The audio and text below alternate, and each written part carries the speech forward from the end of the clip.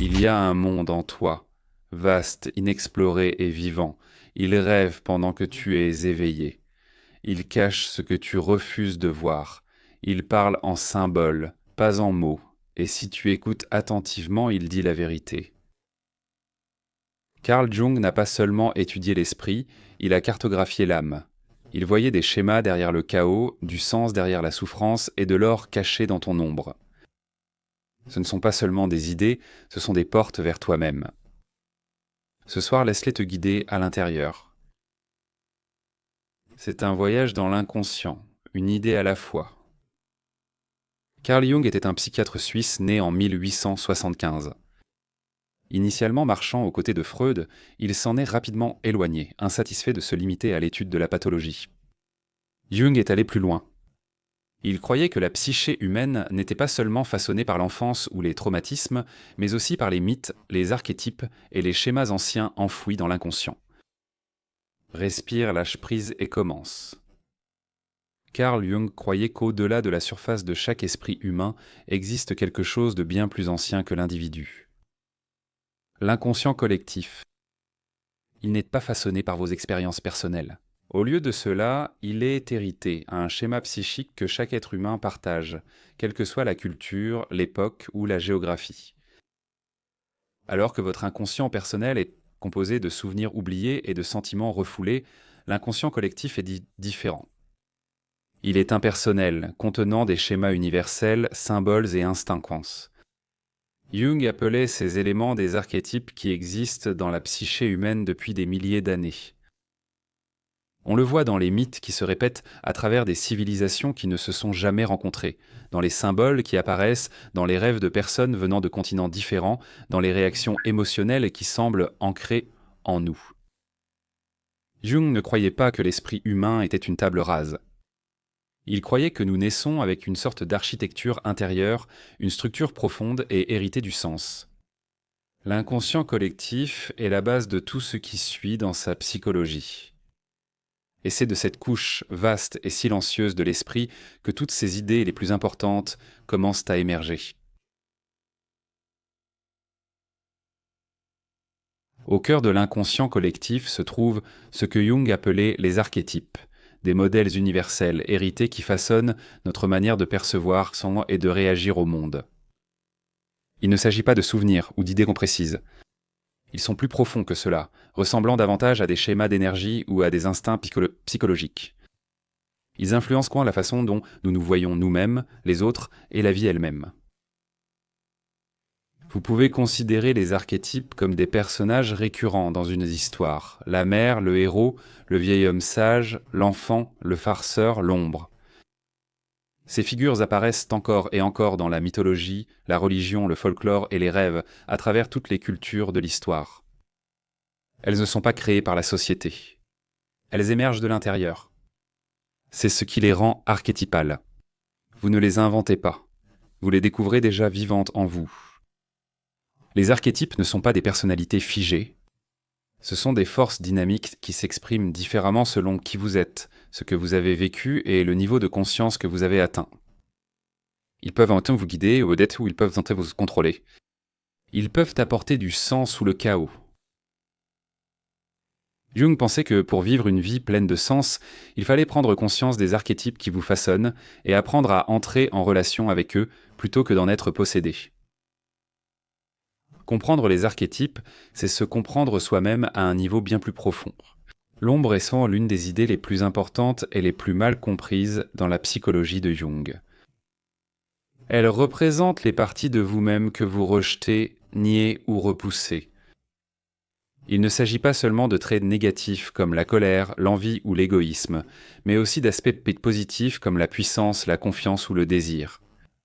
S'ils ne correspondent pas à l'image que vous avez de vous-même. L'ombre se forme inconsciemment. Dès l'enfance, on vous enseigne ce qui est acceptable ou non. Tout ce qui est considéré comme mauvais, indésirable ou honteux est repoussé hors de votre conscience, dans l'ombre. Mais cela ne disparaît pas, cela attend. Cela se manifeste dans les rêves, dans des accès de rage, dans la projection, où vous voyez chez les autres ce que vous refusez de voir en vous-même. Cela s'infiltre dans la façon dont vous sabotez vos relations, vous vous retenez ou réagissez sans comprendre pourquoi. Jung ne croyait pas que l'ombre devait être détruite. Il croyait qu'il fallait l'affronter avec curiosité plutôt qu'avec jugement. Il a dit « On ne devient pas éclairé en imaginant des figures de lumière, mais en rendant l'obscurité consciente. » Lorsque vous intégrez votre ombre, vous devenez plus entier, pas parfait, mais réel. Vous récupérez l'énergie qui était piégée dans la répression. Vous gagnez en clarté, profondeur et force. L'ombre n'est pas votre ennemi. C'est simplement la partie de vous qui attend d'être vue. Carl Jung pensait qu'au sein de chaque psyché humaine existe un archétype contre-sexuel, une image intérieure profonde et inconsciente du sexe opposé. Il appelait cela l'anima chez les hommes et l'animus chez les femmes. L'anima représente le côté féminin inconscient d'un homme, l'animus le côté masculin inconscient d'une femme. Mais il ne s'agit pas simplement de rôles de genre, ce sont des énergies psychologiques, des tendances émotionnelles, des façons de percevoir, des forces intuitives façonnées à la fois par la biologie et l'histoire culturelle. Chez un homme, l'anima peut se manifester sous forme d'humeur, de fantasmes, de sensibilité profonde ou d'images idéalisées de femmes. La lune peut apparaître dans les rêves tel un guide ou une source de confusion et de tentation. Chez une femme, l'animus peut se manifester sous forme de conviction intérieure, d'intellect, d'autorité ou de voix intérieure forte qui pousse tout critique, non. S'ils restent inconscients, ces archétypes peuvent en déformer notre façon de nous rapporter au sexe opposé. Nous pouvons les projeter sur les autres, tombant amoureux non pas d'une personne réelle, mais d'un fantasme créé par l'anima ou l'animus. Mais si nous les reconnaissons, travaillons avec eux et les intégrons, ils deviennent des ponts vers le moi profond. Jung considérait cette union intérieure entre les énergies mansatuji masculines et féminines comme essentielle à la plénitude psychologique. Nous portons tous ces deux aspects en nous, et la guérison commence souvent par la reconnaissance de la part de nous-mêmes que nous avons négligée ou mal comprise. Au centre de toute la psychologie de Jung se trouve un processus qu'il appelait l'individuation. C'est le voyage vers l'intégralité, non vers la perfection. Cela signifie intégrer toutes les parties de soi, le conscient et l'inconscient, la lumière et l'ombre, la persona et le vrai soi en une identité unifiée et équilibrée. La plupart des gens vivent à la surface de leur personnalité. Ils s'identifient à leur ego, travail, habitudes et images sociales. Mais Jung pensait que ce n'était qu'une partie de qui vous êtes vraiment. La véritable tâche de la vie est de découvrir ce qui se cache en dessous et de l'amener à la conscience. L'individuation n'est pas une amélioration de soi. Il ne s'agit pas de devenir quelqu'un d'autre, mais de devenir soi-même, la version complète et authentique de la personne que vous avez toujours été destiné à être. C'est un processus lent, souvent douloureux. Vous affrontez votre ombre intérieure, rencontrez vos contradictions, confrontez les illusions et abandonnez les fausses identités. Mais ce faisant, vous commencez à vivre avec un sens plus profond, une intuition plus forte et un alignement intérieur. Jung a décrit l'individuation comme le déploiement naturel de la psyché, comme une graine qui devient un arbre. Vous ne le forcez pas, vous le révélez. Et à mesure que vous avancez sur ce chemin, vous cessez d'être divisé en vous-même. Vous devenez entier. Carl Jung a introduit le concept de synchronicité pour expliquer quelque chose que beaucoup de gens vivent, mais que peu peuvent expliquer. C'est la sensation qu'une coïncidence n'est pas simplement due au hasard, qu'elle a un sens. Vous pensez à quelqu'un et il vous appelle. Vous rêvez d'un symbole et vous le voyez le lendemain. La réponse à votre dilemme vous parvient à travers une chanson, un inconnu ou une phrase dans un livre. Pour Jung, ces coïncidences de significatives dévoilaient une réalité plus profonde. La synchronicité se produit lorsqu'un état psychologique intérieur coïncide avec un événement extérieur, mais sans lien de cause à effet. Ils ne sont pas liés logiquement, pourtant ils semblent connectés par un but. Pour Jung, les synchronicités n'étaient pas de simples accidents, étranges. Elles symbolisaient l'alignement momentané de vos mondes intérieurs et extérieurs. Des moments où l'inconscient perce et où la réalité semble refléter la psyché. Il croyait que ces événements étaient plus susceptibles de se produire lors de périodes de transformation personnelle, de crise ou de profonde introspection, lorsque la psyché tend vers la complétude. La synchronicité suggère que nous ne sommes pas aussi séparés du monde que nous le pensons, que la psyché et la matière pourraient en être liées, non pas par cause à effet, mais par le sens. Et si nous prêtons attention, non pas avec superstition, mais avec ouverture, la synchronicité peut agir comme un guide sur le chemin de l'individuation. Pour Carl Jung, les rêves n'étaient pas aléatoires. Ce n'étaient pas des résidus insignifiants du cerveau. Il considérait les rêves comme des messages, des communications directes de l'esprit inconscient. Alors que Freud pensait que les rêves étaient des accomplissements de souhaits déguisés, Jung les voyait différemment. Il croyait que les rêves portaient une sagesse non seulement sur le passé, mais aussi sur votre état psychologique actuel et parfois même sur votre orientation future. Les rêves emploient des symboles, métaphores et archétypes. Ils s'expriment par des images, pas par la logique ou le langage. Et ces images reflètent non seulement votre vie personnelle, mais aussi des forces plus profondes en vous, les mêmes que l'on retrouve dans les mythes, les légendes et les traditions spirituelles. Jung a dit que chaque rêve a un but. Compenser votre attitude consciente, révéler quelque chose que vous avez ignoré, vous guider vers l'équilibre, la guérison ou la croissance. Pour Jung, même les cauchemars n'étaient pas menaçants. Ils étaient encore des appels à l'attention, signalant qu'un aspect de votre psyché nécessitait d'être examiné. Jung encourageait à ne pas analyser les rêves avec des formules rigides. Il privilégiait plutôt le dialogue avec le rêve par la réflexion, l'écriture dans un journal et ce qu'il nommait l'imagination active. En prêtant attention à vos rêves, vous commencez à comprendre ce que l'inconscient essaie de vous montrer. Et plus vous écoutez, plus il vous parle. Carl Jung utilisait le terme « persona » pour décrire le masque social que vous portez, la version de vous-même que vous présentez au monde. C'est en partie vrai, mais pas toute la vérité. La persona est façonnée par votre environnement, votre famille, votre culture, votre travail et les attentes sociales. Elle vous aide à fonctionner dans la société. Elle vous permet de jouer des rôles, amis, partenaires, travailleurs, étudiants, et de vous adapter à ce que les autres attendent qu'on lande de vous. Mais les problèmes commencent lorsque vous confondez la persona avec toute votre identité. Vous commencez à croire que vous n'êtes que ce que le monde voit. Poli, fiable, agréable ou dur, distant, toujours maître de vous-même. Vous cachez ce qui ne correspond pas à cette image.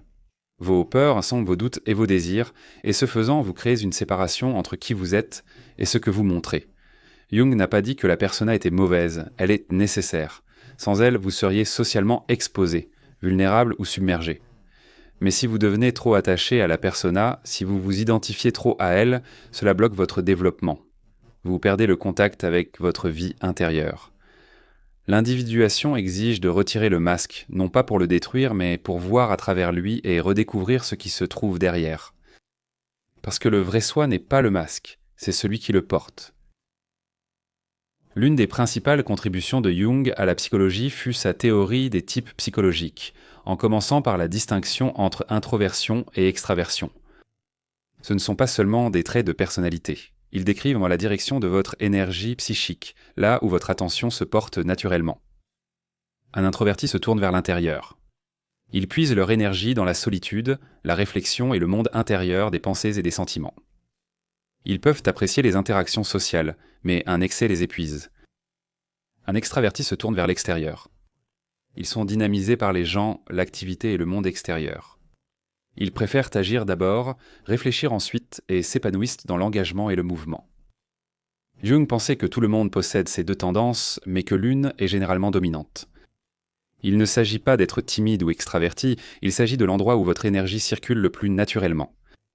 Cette distinction faisait partie d'un système plus large que Jung a développé, un cadre pour comprendre comment les gens perçoivent la réalité et rendent des décisions. Ce système allait plus tard inspirer l'indicateur de type Myers-Briggs. Mais pour Jung, le but n'a jamais été de catégoriser les gens. Le véritable objectif d'identifier votre type est la prise de conscience de soi, pour comprendre vos forces, vos angles morts et l'équilibre intérieur que vous pourriez avoir besoin de cultiver. Parce que la croissance se trouve souvent dans la fonction opposée, la partie de vous qui n'est pas naturelle mais qui est nécessaire. Carl Jung pensait que nous faisons tous l'expérience du monde à travers 4 fonctions psychologiques principales.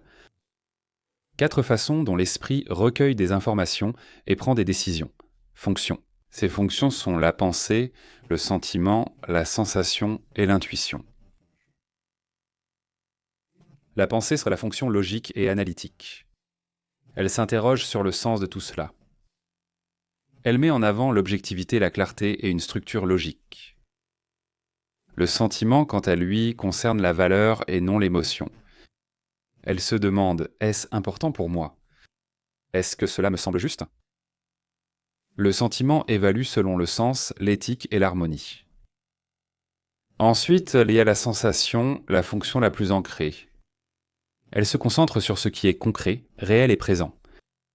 Elle remarque les détails, les faits physiques et la réalité pratique.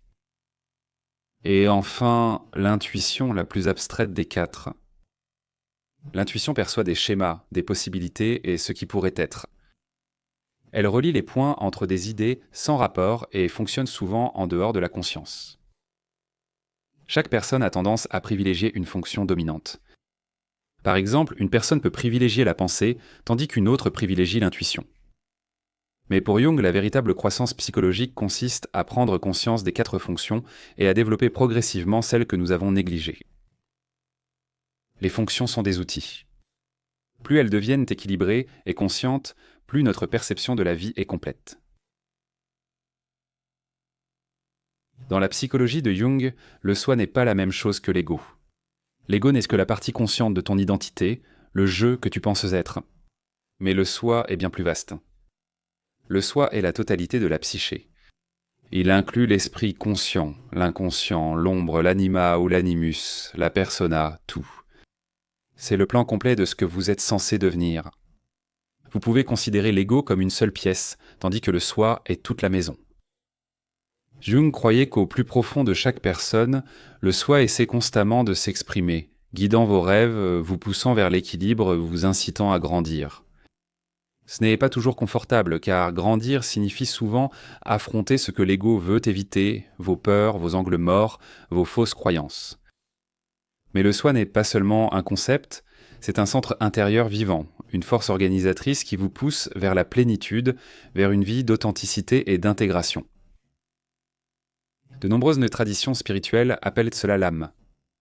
Dans la psychologie jungienne, c'est le soi, le but de l'individuation et la source de votre sens le plus profond. Quand vous vous alignez avec votre vrai soi, vous ne vivez plus en surface, mais depuis votre centre. Dans le modèle de la psyché de Jung, l'ego n'est pas le méchant, mais ce n'est pas toute l'histoire non plus. L'ego est le centre de votre conscience. C'est votre sens de l'identité, le « je » qui prend des décisions, fixe des objectifs, réagit au monde et se fait une opinion sur qui vous êtes. Sans l'ego, vous n'auriez aucun sens du moi. Il vous offre une continuité et vous permet de fonctionner au quotidien. C'est la partie de vous qui dit « c'est moi ». Mais il est important de comprendre que l'ego n'est pas le soi total. Ce n'est qu'une partie d'un système psychologique beaucoup plus vaste. Lorsque l'ego pense qu'il est le tout, lorsqu'il devient gonflé ou déconnecté de l'inconscient, c'est là que les problèmes commencent. Vous devenez rigide, réactif et coupé de l'intelligence plus profonde de la psyché. Jung ne voulait pas que les gens détruisent l'ego. Il croyait que l'ego devait être assez fort pour supporter le travail d'individuation, mais suffisamment flexible pour écouter l'inconscient. Un ego sain ne domine pas et ne s'effondre pas. Il agit comme un pont reliant votre vie consciente aux parties plus profondes de votre esprit. Il ne s'agit pas de la mort de l'ego, mais de sa maturité. Jung croyait que les symboles sont le véritable langage de l'inconscient. Contrairement aux signes, qui renvoient compte à quelque chose de spécifique et de littéral, les symboles renvoient à quelque chose de plus profond. Ils représentent des idées, des émotions et des réalités intérieures qui ne peuvent pas être entièrement expliquées avec des mots. Un symbole peut apparaître dans un rêve, un serpent, une montagne, une porte. Il peut surgir dans l'art, dans la mythologie, ou même lors d'une expérience personnelle marquante. Et même si vous pouvez essayer de l'interpréter, la puissance d'un symbole ne vient pas du fait qu'il soit résolu, mais du fait qu'il soit ressenti. Les symboles sont des ponts entre l'esprit conscient et l'inconscient. Ils portent des messages venant du plus profond de vous. Des messages que votre esprit rationnel ne comprend peut-être pas, mais que votre intuition saisit. Jung croyait qu'au fur et à mesure que vous avancez dans le processus d'individuation, l'inconscient envoie des symboles pour vous guider, vous avertir, vous éveiller. C'est pourquoi il considérait les images religieuses, les mythes et les archétypes comme psychologiquement réels, non seulement comme des artefacts culturels, mais aussi comme des reflets de quelque chose d'universel en nous.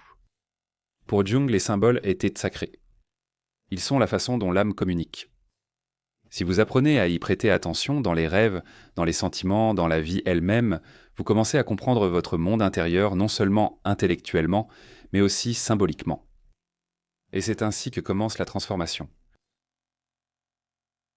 Tous les messages de l'inconscient ne passent pas par les rêves. Certains arrivent lorsque vous êtes pleinement éveillé par des images, impulsions ou voix intérieures émergeant au-delà de la pensée. L'imagination active permet d'accéder à ces messages. Au lieu de les ignorer, vous engagez un dialogue avec eux. Cela commence par se concentrer sur une image, peut-être issue d'un rêve, d'un sentiment puissant, ou même d'un souvenir soudain qui ne vous lâche pas. Plutôt que de l'analyser ou de l'écarter, vous lui laissez de la place. Vous la laissez s'exprimer. Vous pouvez fermer les yeux et imaginer une conversation avec cette figure ou ce symbole. Vous pouvez l'écrire, le dessiner, le peindre ou simplement visualiser la scène dans votre esprit. Ce n'est pas un rêve éveillé, c'est une rencontre consciente avec l'inconscient, un pont entre deux parties de soi. Cette technique met en lumière le contenu inconscient. Elle révèle les conflits intérieurs et donne la parole aux parties de vous qui ne sont généralement pas entendues. L'enfant, le critique, l'ombre, le guide. Avec le temps, ces figures intérieures deviennent plus familières, moins effrayantes et plus intégrées à votre personnalité consciente. L'imagination active ne concerne pas le contrôle. Il s'agit d'une relation, d'une conversation entre la surface et les profondeurs. À mesure que vous explorez l'inconscient, à travers les rêves, les symboles, l'imagination active, quelque chose commence à changer. Vous commencez à reconnaître des parties de vous-même oubliées, des émotions enfouies, des instincts ignorés, des désirs niais. Et plus vous amenez ces aspects cachés à la conscience, plus vous devenez entière. C'est le processus d'intégration, l'union progressive des fragments de la psyché. L'intégration ne signifie pas réparer ou effacer des parties de vous-même. Cela signifie leur faire de la place. Cela signifie permettre la contradiction, la tension et la complexité sans devoir simplifier qui vous êtes. Vous intégrez l'ombre en reconnaissant ce que vous refoulez. Vous intégrez l'anima ou l'animus en écoutant votre opposé intérieur. Vous intégrez vos rêves, projections, peurs et fantasmes, non pas en les rejetant, mais en comprenant leur place dans votre histoire plus vaste. Ce n'est pas un événement ponctuel, mais un processus qui dure toute la vie, souvent silencieux, lent et invisible en surface. Mais chaque prise de conscience et changement intérieur apporte un sentiment d'alignement plus profond. Le but n'est pas la perfection, c'est la cohérence intérieure. Une vie où les mondes extérieurs et intérieurs se reflètent, où tes actes correspondent à ta vérité. L'intégration, c'est la façon dont l'inconscient devient conscient, et c'est là que commence la transformation. En travaillant à intégrer la psyché, tu pourrais commencer à ressentir quelque chose d'inattendu, à savoir que tes luttes personnelles font écho à quelque chose de bien plus vaste. Elles commencent à devenir mythiques. Ce n'est pas un hasard. Les mythes ne sont pas que de vieilles histoires de culture oubliées. Ce sont des cartes psychologiques, des récits symboliques qui reflètent les schémas les plus profonds de l'esprit humain. À travers l'histoire, les gens ont raconté les mêmes types d'histoires. Le voyage du héros, la descente dans les enfers, le sacrifice, la transformation, la renaissance. Ces thèmes récurrents parlent non seulement de la culture, mais aussi de la structure de l'âme. Les mythes donnent forme à ce que l'inconscient sait mais ne peut pas toujours exprimer. Ils extériorisent ce qui se passe à l'intérieur de vos peurs, désirs, conflits et potentiels. C'est pourquoi vous êtes attiré par certains personnages, certains symboles, certains types d'histoires. Ils ne sont pas aléatoires. Ils résonnent avec votre réalité intérieure. Lorsque vous vous sentez perdu, un mythe peut vous aider à comprendre l'étape où vous en êtes. Quand vous vous sentez bloqué, il peut vous montrer une voie à suivre. Et lorsque vous vous sentez brisé, il vous rappelle que la descente est souvent le début du renouveau. Vous ne faites pas que lire des mythes, vous les vivez à votre manière, à votre rythme. Et plus vous prenez conscience du mythe dans lequel vous êtes, plus vous avez de pouvoir pour le façonner. Il y a un paradoxe au cœur de la transformation. Le lieu de votre plus grande souffrance est souvent celui où débute votre plus profonde guérison. C'est l'idée derrière le guérisseur blessé. C'est la prise de conscience que ceux qui souffrent, ceux qui ont été brisés, blessés, rejetés ou incompris, portent souvent en eux le potentiel d'aider les autres à guérir, non pas parce qu'ils sont parfaits, non pas parce qu'ils ont tout surmonté, mais parce qu'ils ont affronté les ténèbres et ont survécu. La blessure humilie l'ego, elle enlève l'illusion et, si elle est affrontée consciemment, elle devient une source de compassion, de sagesse et de force. Dans de nombreux mythes et traditions, le guérisseur porte toujours une blessure, une cicatrice visible ou invisible qui ne disparaît jamais complètement. Cette blessure devient le canal d'une compréhension plus profonde. Tu peux être entier même en exprimant ta douleur. Tu peux aider les autres sans être complètement guéri. Accepter ta vulnérabilité au lieu de l'éviter devient une sorte de remède. Le guérisseur blessé nous rappelle que la guérison ne consiste pas à effacer le passé.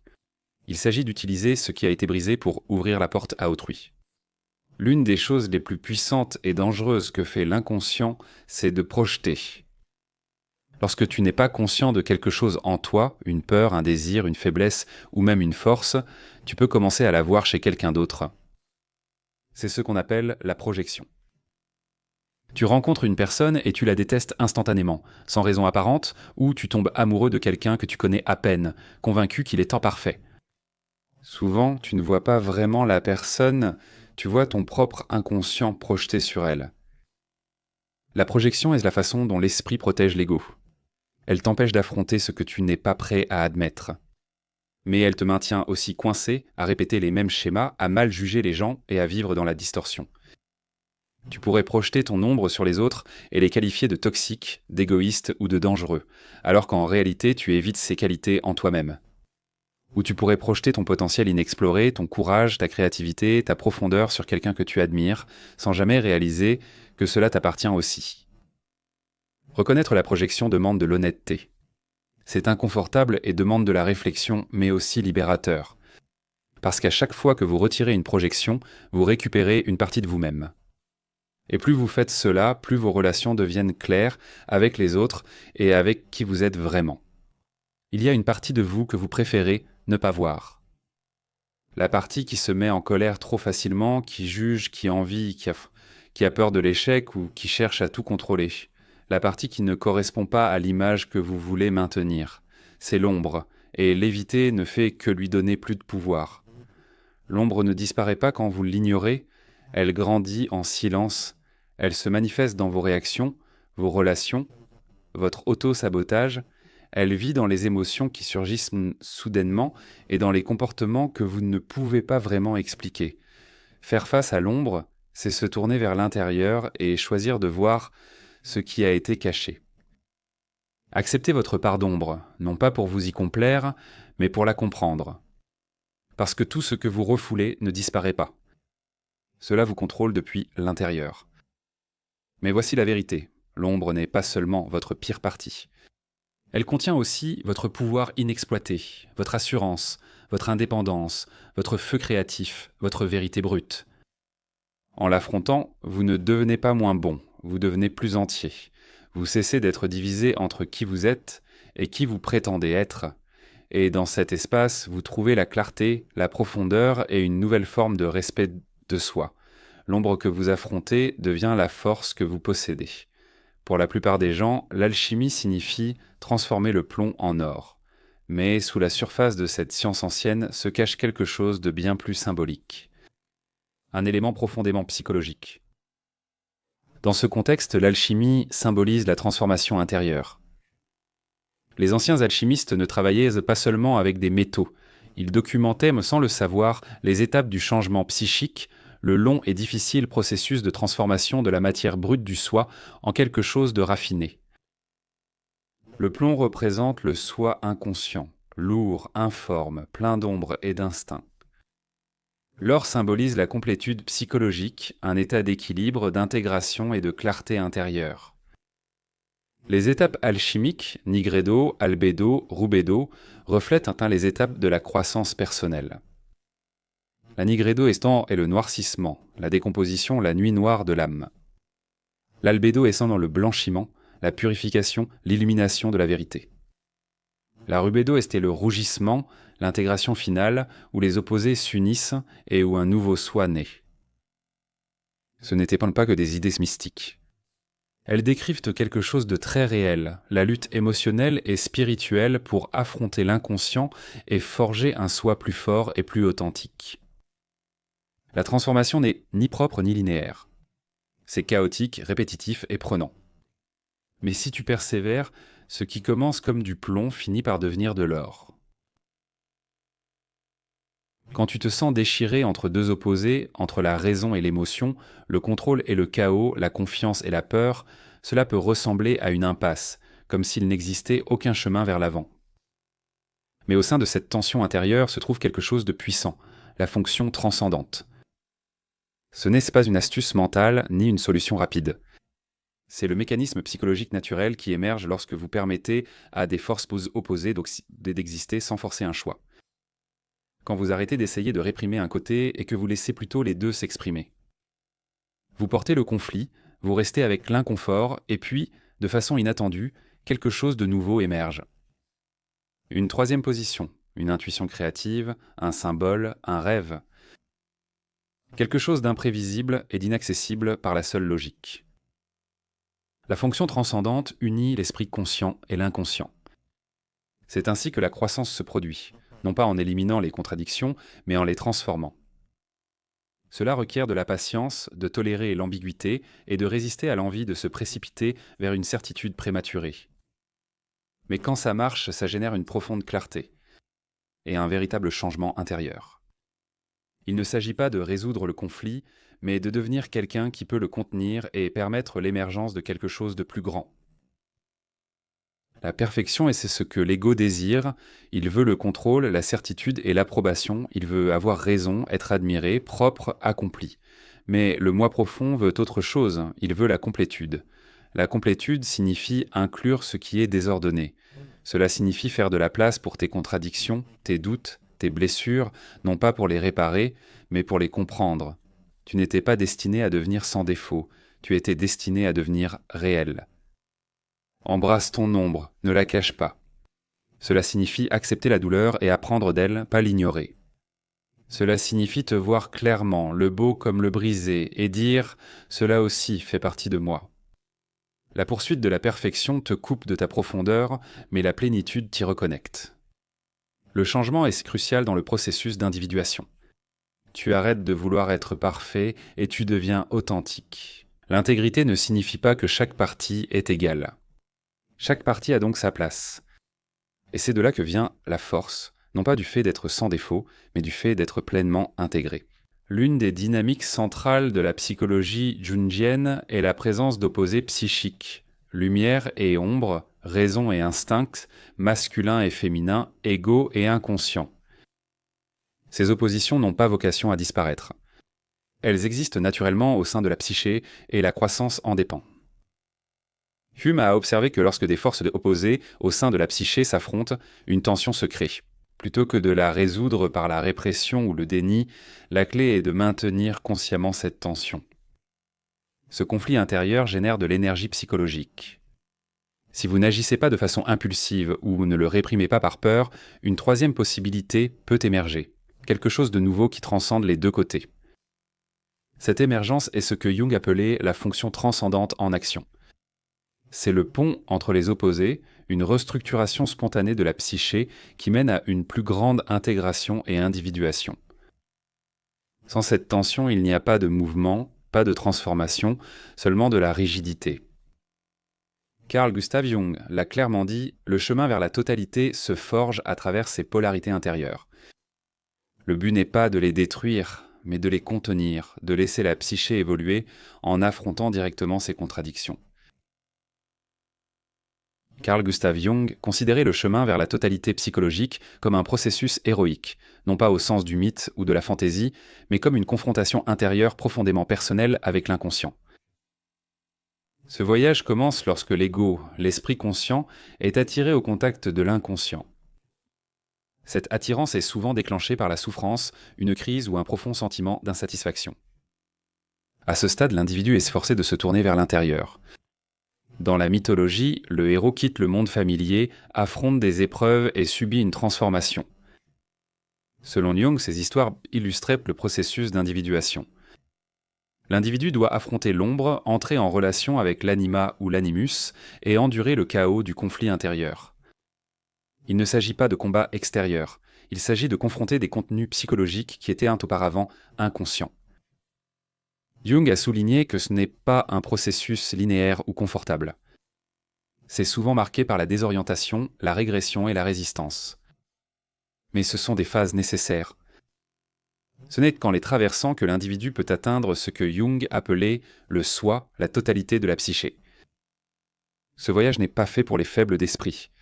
Il exige de l'honnêteté, de l'endurance et la volonté de subir une mort psychologique afin de renaître dans un état d'être plus complet. En termes jungiens, c'est ça le véritable héros, c'est pas quelqu'un qui conquiert le monde, mais quelqu'un qui intègre sa psyché. Le livre rouge n'est pas une théorie, mais une expérience. Il documente une période critique de la vie de Jung qui commence vers 1913 lorsqu'il s'est séparé de Freud et s'est plongé dans ce qu'il appelait une confrontation avec l'inconscient.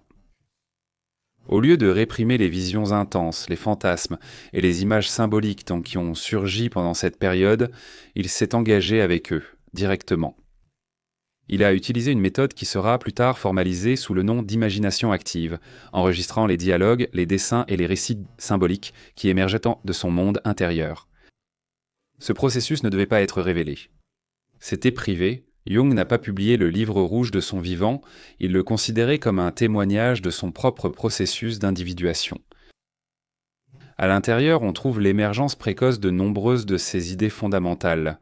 L'ombre, l'anima, le soi, les archétypes, ainsi que le rôle du mythe et du symbole dans la transformation psychique.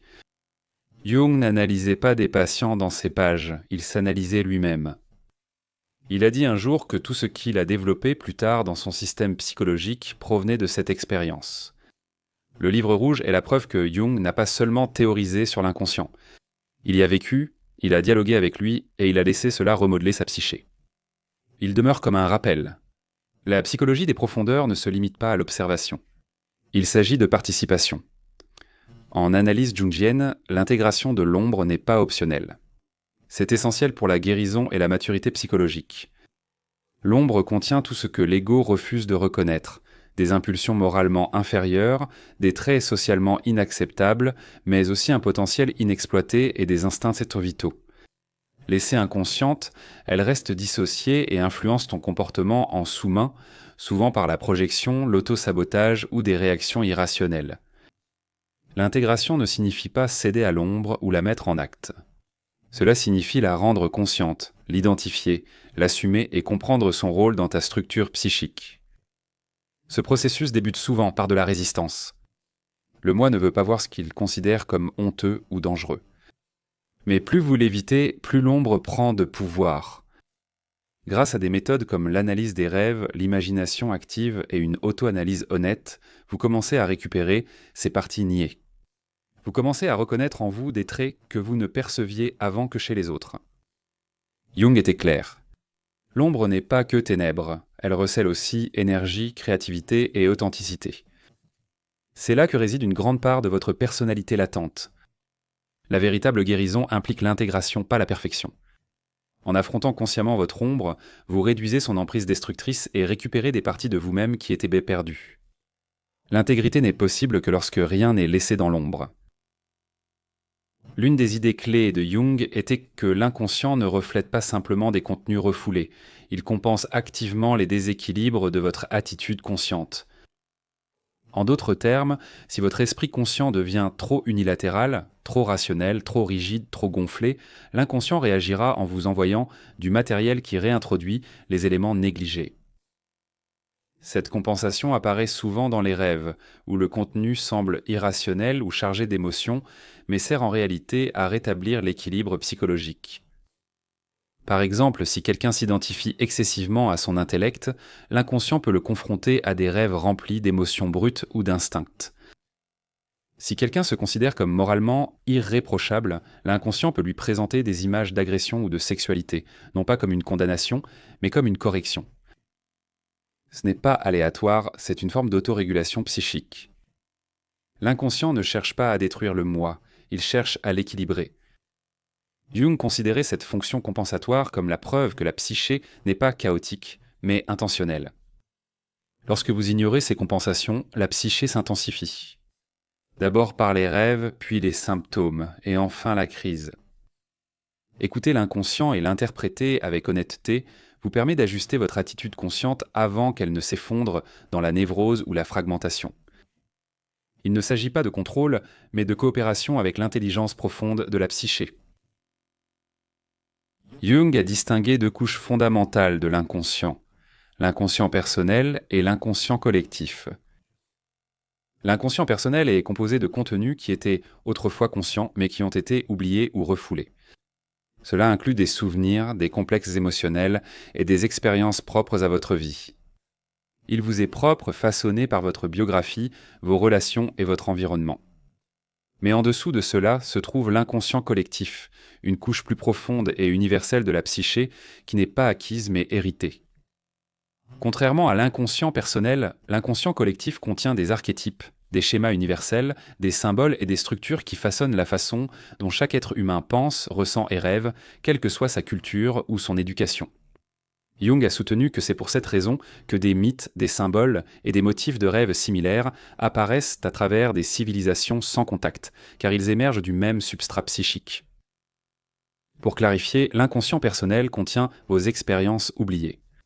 L'inconscient collectif contient ce que l'humanité a toujours su, mais n'a jamais appris.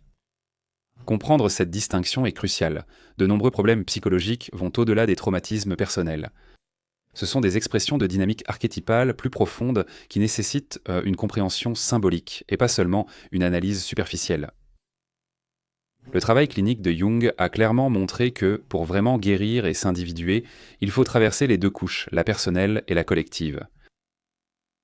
Jung employait le terme numineux pour décrire des expériences qui sont bouleversantes, dépassant la compréhension rationnelle et chargées d'une puissance émotionnelle profonde. Ce sont des moments où la psyché rencontre quelque chose d'immense, quelque chose qui semble sacré, terrifiant ou impressionnant, mais qui ne peut pas être réduit à une explication logique. L'expérience lumineuse n'est pas une croyance, c'est un événement, une irruption de l'inconscient dans la conscience. Elle peut être déclenchée par un rêve, une vision religieuse, une œuvre d'art ou un soudain sentiment de présence inexplicable. Elle laisse l'ego déstabilisé, conscient que quelque chose de plus grand est à l'œuvre. Jung a soutenu que les rencontres avec le lumineux ne sont pas pathologiques. En fait, elles sont essentielles à l'individuation. Elles signalent un contact avec le soi, le centre profond et organisateur de la psyché qui transcende l'ego. Cependant, ces expériences doivent être intégrées avec précaution. Si l'ego s'identifie au lumineux, il peut devenir gonflé. S'il le rejette complètement, la psyché peut se fragmenter ou sombrer dans le désespoir. La clé, c'est la relation, pas le contrôle. Vous devez approcher le lumineux avec humilité, pas avec domination. Pour Jung, le lumineux était la preuve que la psyché n'est pas simplement un mécanisme, c'est un champ vivant et dynamique de sens. La transformation psychologique est rarement initiée par les idées seules. Elle commence par quelque chose de lumineux, une rencontre avec ce qui ne peut être ignoré. La synchronicité, telle que Jung l'a définie, est la coïncidence significative entre des états psychologiques intérieurs et des événements extérieurs sans aucun lien de causalité. Au-delà de ces implications psychologiques, Jung voyait en la synchronicité une profonde signification spirituelle. Il a observé que les événements synchronistiques surviennent souvent lors de périodes de crise psychique, de transformation ou d'individuation, des moments où l'ego est sous pression et où l'inconscient cherche activement à provoquer un changement. Dans ces moments-là, le monde extérieur semble refléter le monde intérieur. Un rêve devient littéral, une pensée se matérialise. Une rencontre fortuite offre précisément le message dont la psyché a besoin. Pour Jung, ce n'était point pas fortuit. Elles indiquaient une unité sous-jacente entre la psyché et la matière, un concept qu'il a exploré en collaboration avec le physicien Wolfgang Pauli. Cela remettait en cause la séparation stricte entre les mondes intérieurs et extérieurs qui caractérisait la science moderne. La synchronicité suggérait un troisième principe au-delà de la causalité et du hasard, basé sur le sens. C'est important pour le développement spirituel. Les synchronicités peuvent agir comme des repères, signalant que la psyché est alignée avec un processus plus profond, ou que le soi attire la conscience vers l'avant. Cependant, Jung mettait en garde contre la superstition ou l'interprétation excessive. La valeur de la synchronicité réside dans son intégration, et non dans la recherche de signes mystiques. Lorsqu'elles sont prises au sérieux mais sans obsession, les expériences synchronistiques soutiennent le mouvement de l'individu vers l'ordre intérieur et la plénitude spirituelle. Jung a observé que la Renaissance est l'un des symboles les plus récurrents et les plus puissants dans la mythologie, la religion et les rêves. Mais dans la psychologie jungienne, la Renaissance ne concerne ni la mort physique ni la réincarnation. C'est un processus psychologique, une expression symbolique de la transformation de l'ego à travers le contact avec l'inconscient. La Renaissance suit souvent une rupture, l'effondrement d'une identité précédente, d'un système de croyances ou d'une structure de l'ego. Dans les rêves, cela peut apparaître comme la mort, le démembrement ou la descente dans les ténèbres. Ce n'est pas pathologique, c'est archétypal. La Renaissance suit ce que Jung appelait la phase de Nigredo, le noircissement que l'on trouve dans le symbolisme alchimique où les anciennes formes se désintègrent. Ce n'est qu'après cette dissolution que du nouveau peut émerger. Le nouveau soi qui naît n'est pas fabriqué, il est découvert. Il reflète un alignement plus profond avec le soi, la totalité de la psyché. Jung a souligné que ces symboles apparaissent souvent lorsqu'une personne est prête, consciemment ou inconsciemment, à laisser derrière elle des modes d'être dépassés. Les motifs religieux du baptême, de la résurrection ou de la seconde naissance reflètent cette vérité psychologique interne. L'individu qui intègre le contenu inconscient ne redevient pas celui qu'il était. Ils deviennent plus entiers, centrés et authentiques. Selon Jung, la Renaissance n'est pas un miracle. C'est la conséquence naturelle de l'intégration psychique. Parmi les nombreux archétypes que Jung a identifiés dans l'inconscient collectif, le farceur se distingue par sa nature paradoxale et chaotique. Le farceur apparaît dans la mythologie du monde entier, comme Loki dans la mythologie nordique, Hermès dans la mythologie grecque, Coyote dans les récits amérindiens ou le fou dans les cours médiévales. Cette figure est perturbatrice, irrévérencieuse, maligne et souvent amorale, brisant constamment les règles, franchissant les limites et révélant les contradictions. Jung voyait le farceur non comme un simple élément folklorique, mais comme un schéma psychique. Il émerge des couches primitives de l'inconscient collectif, où l'instinct et l'impulsion ne sont pas encore différenciés. Psychologiquement, le farceur représente ce que l'ego ne peut pas contrôler, les forces irrationnelles qui sapent la certitude, exposent en la prétention et démantèlent les images de soi gonflées. Il apparaît souvent dans les rêves ou les projections, lorsque la psyché a besoin d'être secouée, quand la rigidité, l'orgueil ou l'unilatéralité morale ont pris le dessus. Le farceur n'est pas seulement destructeur, mais a aussi une fonction transformatrice. En perturbant le statu quo, il crée l'espace pour que quelque chose de nouveau puisse émerger. Il humilie l'ego, expose le contenu inconscient et force la confrontation avec l'absurde et l'inachevé. Jung considérait l'intégration de l'archétype du trickster comme cruciale, non pas pour devenir trompeur ou chaotique, mais pour reconnaître les aspects irrationnels de la psyché plutôt que de les réprimer. Ignorer le trickster, c'est devenir la proie de sa propre autotromperie. Le reconnaître, c'est se rapprocher de l'honnêteté psychologique et de la compréhension symbolique. Le vieil homme sage est l'un des archétypes centraux qui émergent de l'inconscient collectif, un symbole de guidance intérieure profonde, de perspicacité et de sagesse mûre. Cette figure apparaît à travers la mythologie et la littérature, Merlin dans la légende arthurienne, Gandalf chez Tolkien, ou même Yoda dans le mythe moderne. Dans les rêves et les fantasmes, il peut apparaître comme un enseignant, un ermite, un magicien ou un père spirituel. Jung a noté que cet archétype apparaît souvent pendant la seconde moitié de la vie, une phase qu'il appelait l'après-midi de la vie, lorsque l'individu commence à se tourner vers l'intérieur et à chercher un sens au-delà des ambitions de l'ego. Psychologiquement, le vieil homme sage représente le soi dans sa fonction de guide, la partie de la psyché qui offre une orientation pendant les périodes de confusion, de transition ou de crise intérieure. Il apparaît souvent lorsque l'ego conscient a épuisé ses stratégies et commence à se soumettre à une vérité plus profonde.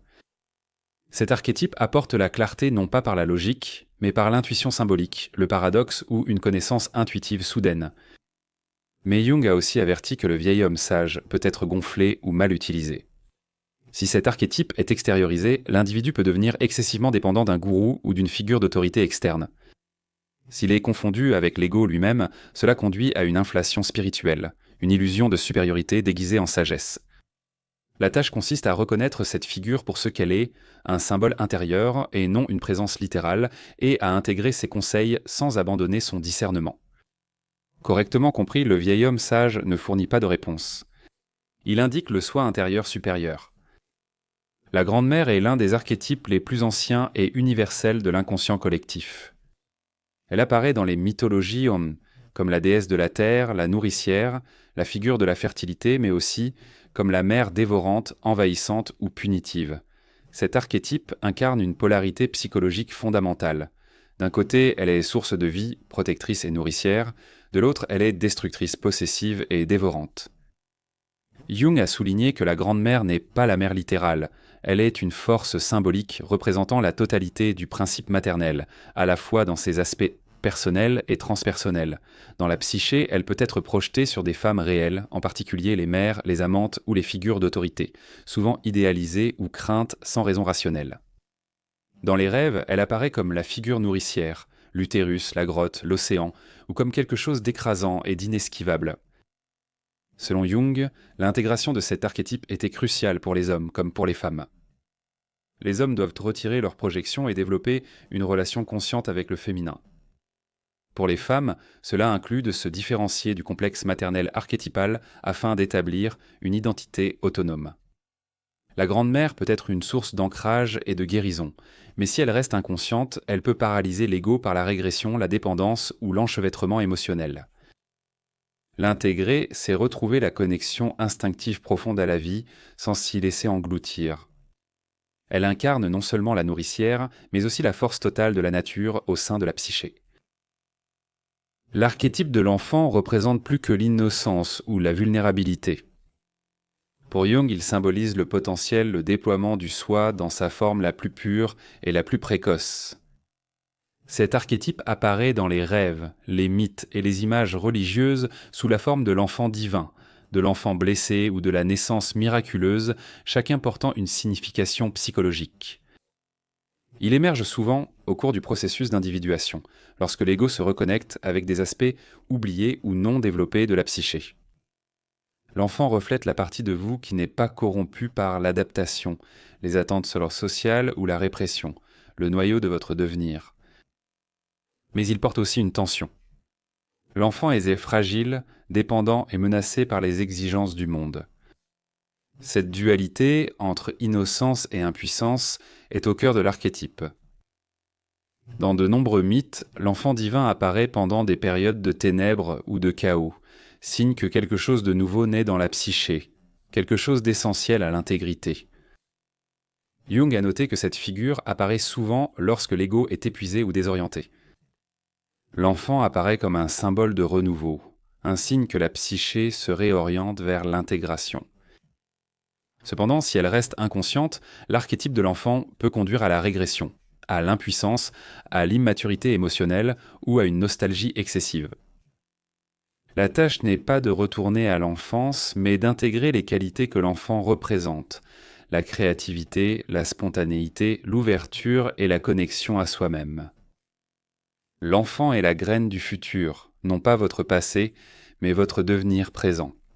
Le concept de l'ombre, selon Jung, est souvent mal compris comme étant uniquement négatif, un réceptacle pour la colère, l'envie, l'agressivité et la honte. Mais Jung a souligné un point crucial. L'ombre contient aussi un potentiel non vécu.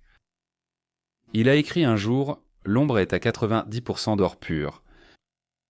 Ce qu'il voulait dire, c'est qu'avec les traits socialement inacceptables que nous réprimons, nous enfouissons aussi des qualités qui ont été découragées, mal comprises ou craintes. La force, l'affirmation de soi, la créativité, la sexualité, l'indépendance, l'ambition et la spontanéité. Dans de nombreux cas, ces aspects précieux ont été écartés pendant l'enfance ou le développement précoce parce qu'ils ne correspondaient pas à l'image que l'on attendait de nous. En conséquence, les individus projettent souvent ces mêmes qualités sur les autres, admirant les personnes qui semblent libres, audacieuses ou créatives, sans se rendre compte que ces traits font partie de leur propre ombre refoulée. Jung croyait que le processus d'individuation exigeait de récupérer cet or. Cela ne veut pas dire suivre aveuglément ses impulsions. Cela signifie reconnaître consciemment et intégrer les parties reniées et moindres de la personnalité, même lorsqu'elles contredisent votre idéal du moi. En analyse, cela devient souvent le point tournant. Les gens découvrent que ce qu'ils craignaient le plus en eux-mêmes n'était pas dangereux, c'était puissant. C'était exactement ce dont ils avaient besoin pour grandir. L'ombre n'est pas seulement l'obscurité, c'est tout ce que vous êtes et que vous n'êtes pas encore devenu.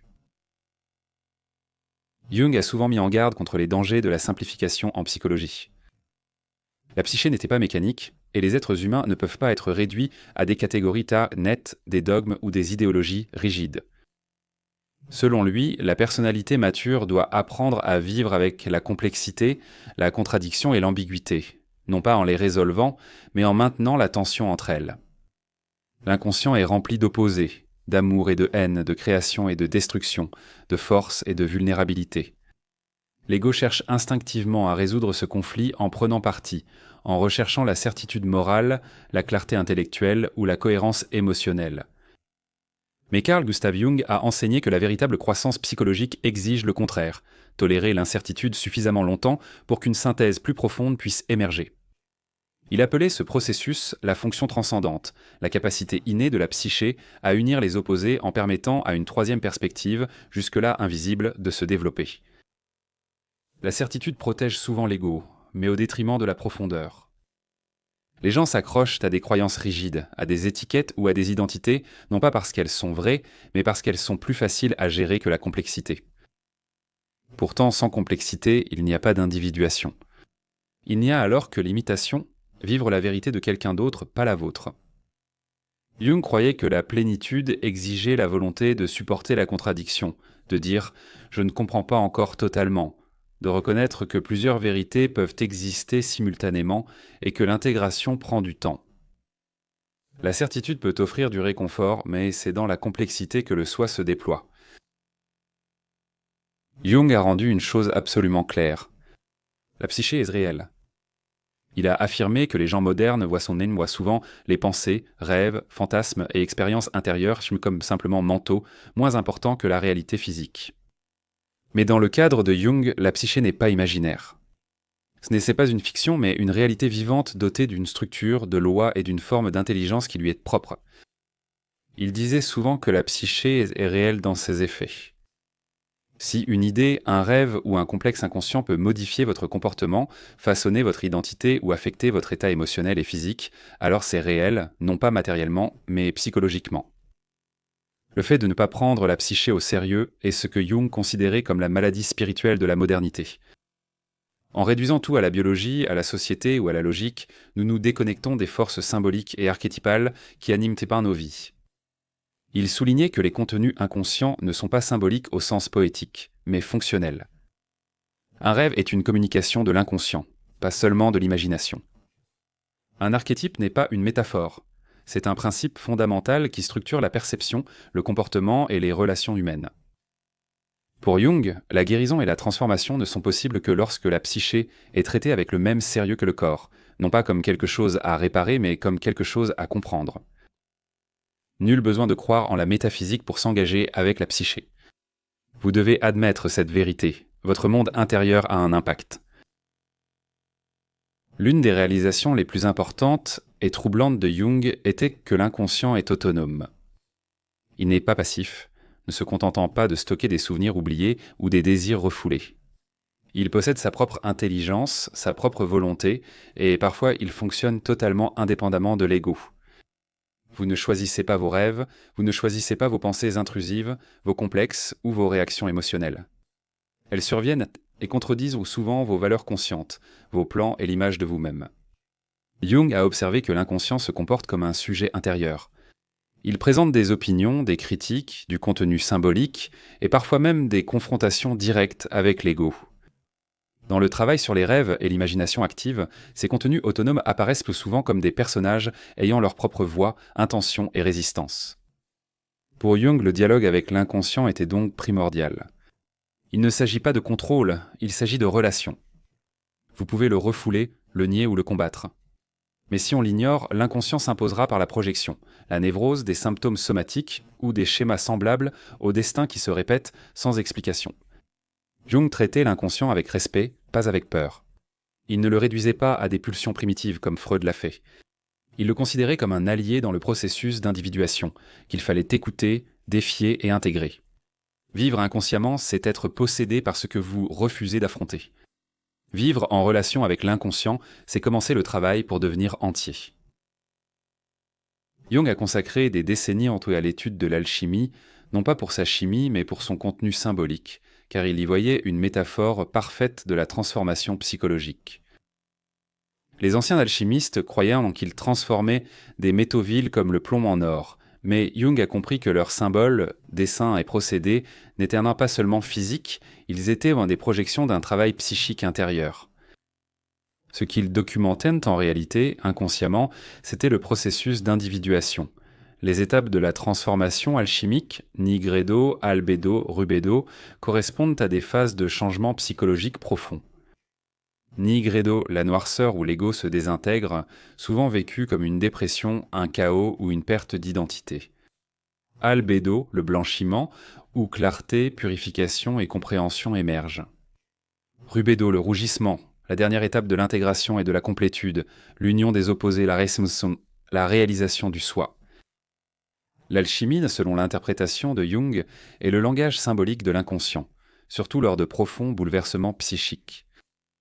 Beaucoup d'images, l'hermaphrodite, le vaisseau, le dragon, le phénix, sont archétypales et apparaissent spontanément dans les rêves ou l'art lorsque la psyché traverse un travail intérieur profond. Jung croyait que lorsque le cadre religieux extérieur s'effondrait, la psyché trouvait d'autres moyens d'exprimer le besoin de transformation. L'alchimie était l'une de ces voies. L'étudier d'un point de vue psychologique, c'est voir que ce que les alchimistes cherchaient réellement à faire, c'était guérir l'âme. Jung a compris que la véritable transformation psychologique commence souvent non pas par une élévation, mais par une descente. Cette descente n'est pas un choix, c'est une nécessité, souvent déclenchée par la dépression, une crise, un effondrement de l'identité ou une confrontation soudaine avec des aspects de l'ombre. Dans les mythes, à travers les cultures, le héros doit descendre dans les enfers, non pas pour fuir mais pour récupérer quelque chose d'essentiel. Jung pensait que cette structure mythique reflète une réalité psychique profonde. L'ego doit descendre dans les profondeurs de l'inconscient pour rencontrer ce qu'il a nié, refoulé ou jamais vraiment connu. Ce voyage est marqué par la confusion, la peur et la perte de contrôle. Les structures habituelles de sens, carrière, persona, système de croyance, commencent à se dissoudre. Jung a décrit cette phase comme la nigredo ou noircissement, la première étape de la transformation alchimique. C'est dans cette obscurité que l'individu rencontre l'ombre, s'engage avec les énergies archétypales et affronte le chaos intérieur. Mais la descente n'est pas une régression, c'est une quête. Sans affronter directement l'inconscient, vous restez fragmenté. La descente donne accès au contenu brut et non filtré qui doit être intégré pour que la plénitude puisse advenir. Comme l'a souligné Jung, ce voyage ne peut être évité sans conséquence. L'évitement conduit à la stagnation, à la projection et à la névrose. Mais pour ceux qui sont prêts à l'endurer, la descente devient la porte de la renaissance, non pas un retour à l'ancien soi, mais l'émergence d'un soi plus profond, plus authentique, enraciné dans la totalité de la psyché.